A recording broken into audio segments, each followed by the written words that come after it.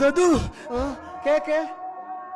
কি হয়েছে দাদু? দাদু, বেলা 10টা বেজে গেছে কিন্তু এখনো সূর্য ওঠেনি। হ্যাঁ, কি বলছিস? ওই দেখেন।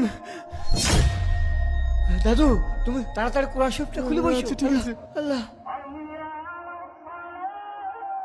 বিশ্বাস করেন কিয়ামতের আগে একদিন এক রাতের মধ্যে এই কোরআনের সব পাতাগুলো আল্লাহ তুলে নেবে আসমানে। হে মানুষ, তোমাদের পালনকর্তাকে ভয় করো।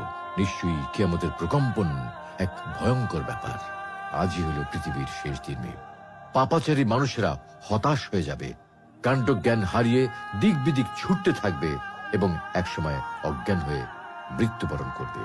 আল্লাহ রাব্বুল আলামিন আমাদের সকলকে পৃথিবীর শেষ দিনের ভয়াবহতা থেকে হিফাজত করুন।